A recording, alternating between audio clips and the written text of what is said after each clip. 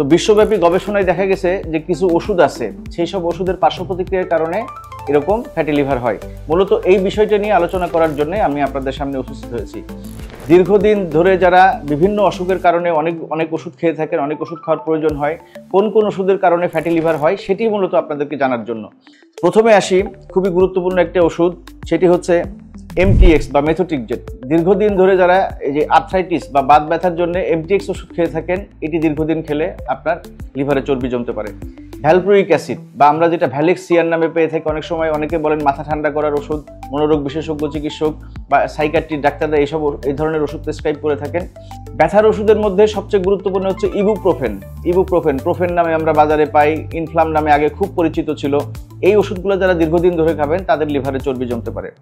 Steroid জাতীয় ওষুধ, corticosteroid, এই কর্টিকোস্টেরয়েড আপনারা দীর্ঘদিন ধরে যারা ব্যবহার করছেন বিভিন্ন কারণে, তাদের হচ্ছে ফ্যাটি লিভার হতে পারে।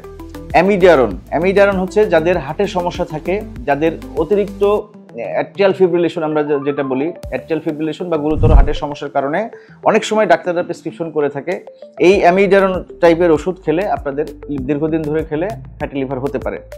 কেমোথেরাপির এজেন্ট, যাদের বিভিন্ন ক্যান্সারের কারণে কেমোথেরাপি দিতে হচ্ছে, এই কেমোথেরাপি এজেন্টের মধ্যে 5-ফ্লুরোইউরাসিল এবং সিসপ্লাটিন, এই দুটি ওষুধের পার্শ্ব প্রতিক্রিয়ার কারণে আপনাদের ফ্যাটি লিভার হতে পারে।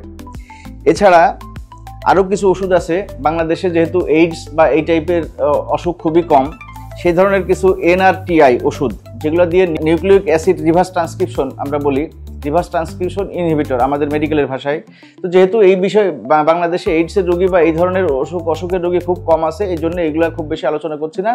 আর টেমক্সিফেন, এই ওষুধটা টেমক্সিফেন, এই ওষুধটা বাংলাদেশে খুব বেশি ব্যবহৃত হয়। তাদের ব্রেস্ট ক্যান্সারের পরে কেমোথেরাপি, রেডিওথেরাপি দেওয়ার পরে একটা ওষুধ সবসময় টেমোনা 10 বা টেমোনা 20, এই ধরনের ওষুধ আপনারা দীর্ঘদিন ধরে খান। এই টেমক্সিফেন ওষুধের কারণে ফ্যাটি লিভার হতে পারে। তার মানে এই না যে এই ওষুধগুলো আপনি খেতে পারবেন না, আপনি চিকিৎসকের পরামর্শ নিয়ে এই ওষুধ খেতে পারবেন।